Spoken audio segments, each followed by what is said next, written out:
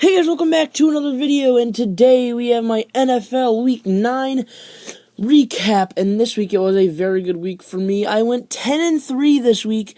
That's right, guys, 10-3, which puts my season overall... Whoa, that was a bad voice crack. But anyways, my season overall is now 76, 55, and then the two ties, but other than the ties, I am 76 and 55. This week, again, 10-3, one of the best weeks I've had. It might be the best. The three games I got wrong was the Steelers and Ravens, the Packers and Colts, and the Bills and Seahawks.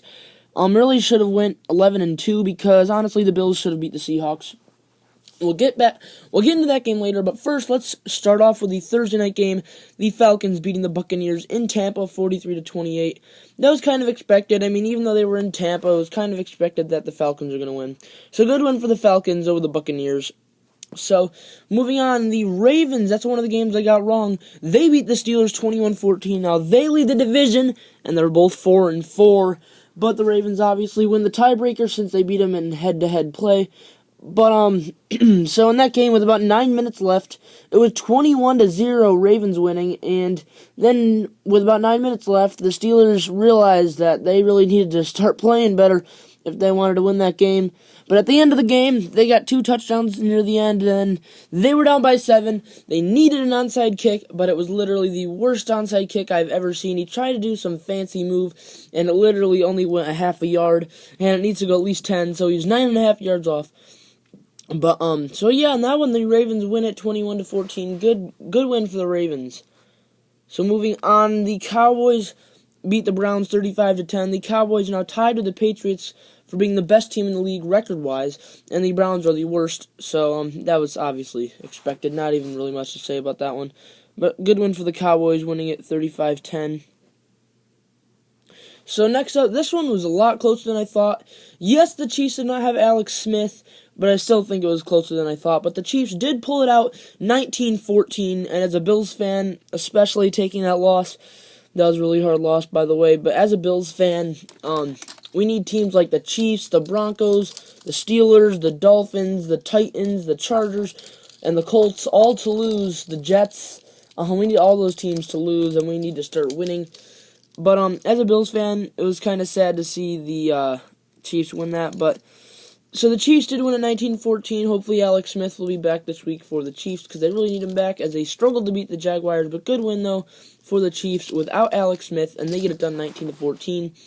Next one, this was a battle, but the Dolphins pulled it out over the Jets 27-23.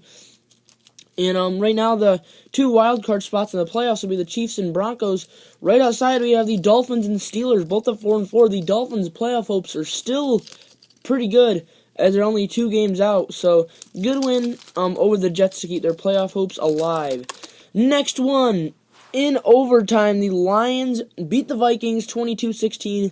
Late in the game, the Vikings were up by 3, 16-13, but the Lions got a field goal. They went to overtime at 16, and in overtime, the Lions got a touchdown, and the Lions beat the Vikings in overtime 22-16. The Vikings started 5-0. They are now 5-3. The Lions are 5-4, and the Packers are 4-4 in that division. So 5-3, 5-4, 4-4, all 3 of those teams battling out. Then you have the Bears at 2-6, just about 3 games back. So honestly, don't count them out yet. But anyways, guys, good win for the Lions over the Vikings. So yeah, moving on, this game was a battle. The Giants and the Eagles, it was back and forth all game long, but in the end, the Giants win it by 5, 28-23. The Eagles started, I think, 3-0, now they're 4-4. So in their last 4 games, the Eagles are just 1-3, not looking as good as they did. But even at the end of the game, the Eagles had a chance, but it didn't go well, and they lose it by 5. So the Giants pull it out 28-23. Next up, the Falcons at the Rams. The Panthers at the Rams, and the Panthers get it done in a low-scoring game, 13-10.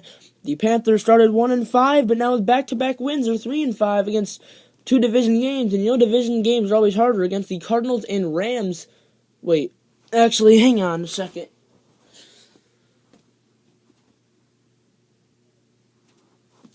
Okay, I'm back, but the Cardinals actually are not in the Panthers division. I thought they were. That's what I was looking at because I had to think twice about that one. But yeah, the Cardinals are not in the Panthers division, but the Rams are, and that's why it was close because division games are always close. But the Panthers, back-to-back wins, they're now 3-5, but do the Panthers have a shot at the playoffs? They may have to win out to make it there, so that's a start there. Well, actually, last week was a start, winning that one, but good win over the Rams, winning that one 13-10. Next up, the Saints at the 49ers. The 49ers actually got a lot more points than I thought they would, but the Rams don't have the best defense in the league. But they have a pretty good offense. They scored 41 points, but their defense allowed 23, and they win it by 18. That one was obviously expected. So good win for the Saints going in to play Denver this week. That should be a good one. Or at least I think it's Denver. But anyways, guys, we have 4 games left. We have these 3, then the Monday night game. So, yeah, anyways, guys, the Colts beat the Packers 31-26. This was a very good game. I saw that one, and boy, was it exciting.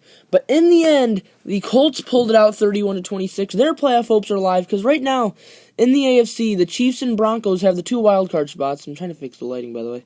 There we go. The Chiefs have number 1, they're 6-2. The Broncos have the second out of 2 spots, they're 6-3.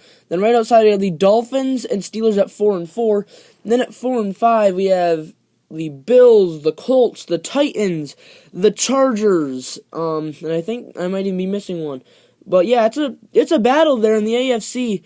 But right now, that was a good win for the Colts, and okay, I'm just gonna give up on the lighting, but whatever. But that was a good win for the Colts over the Packers. Obviously, I didn't think that would happen because I picked the Packers, but good win though for the Colts. Getting that one done, 31-26.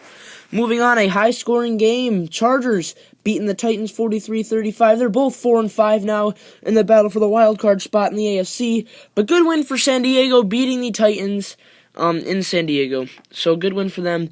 Then this one, the Raiders on Sunday night beat the Broncos 30-20.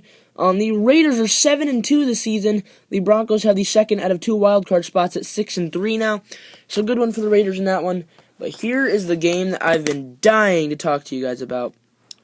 The Seahawks and the Bills. If you guys did not see that Monday night game, you missed one of the best Monday night games in a while. As you can see in the end, the Seahawks pulled it out by 6, 31-25. That's 3 games in a row the Bills have had 25 points. You see right there, and right there. But, yeah, it's 3 games in a row the Bills have had 25 points. But anyways, that game, it frustrates me because if you didn't know, the Bills are my favorite team. I'm a diehard Bills fan. I picked them to win. When I am picking the games and the Bills are playing and it's hard to pick, I always have to go with the Bills. I mean, if I honestly think they're going to lose, like against the Patriots, I picked the Patriots. Even against the Cardinals earlier this season, I picked the Cardinals. But yeah, this one I knew it was going to be really close, so I had to go with my Bills, but they didn't win it. So, if you guys did not see that game, like I said, you missed a great game. So, what happened? Let's start at the end of the first half. So, the Bills were down by 11, 28-17. We were going to kick a field goal right before the end of the first half to make it an 8-score game, going into the half. But Richard Sherman on the Seahawks, he jumped off sides and attempted to block the kick, and he totally ran into Dan Carpenter, the Bills kicker, and injured him, and he was down for probably 20-30 seconds.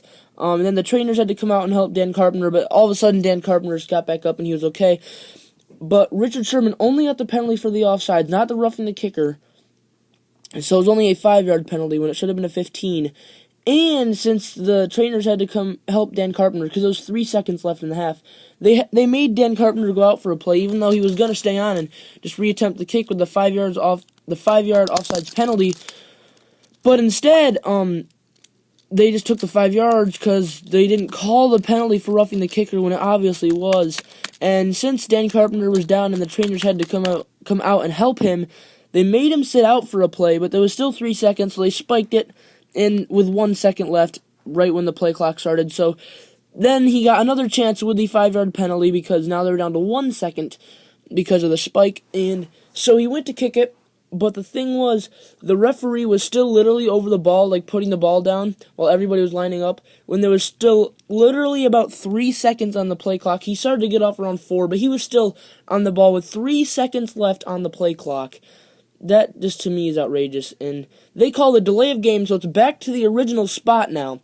Like, you don't even count the offsides penalty or anything. It's back to the original spot, and they missed the field goal from the delay of game when it should have been a 15-yard penalty. They should have been 15 yards ahead of where they were, and it should have been 28-20.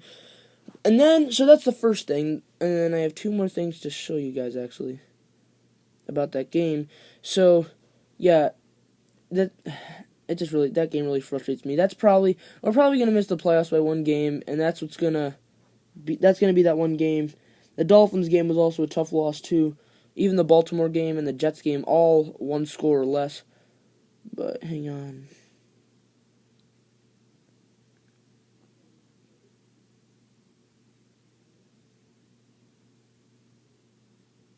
Hang on one second, I almost got it.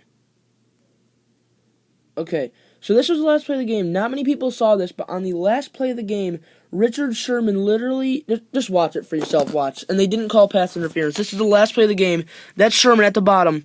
Last try for the Bills, right in front of the referee, and there's no penalty for that. Watch it again.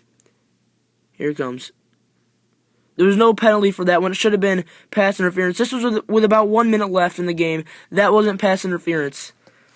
And that was Richard Sherman again, so, oops, sorry about that. And credit to at Bills Fanatics on Instagram for that picture. And then the last thing I need to show you guys, hang on. I know I'm talking way too much about this game. Nobody's probably even watching, but that's right here.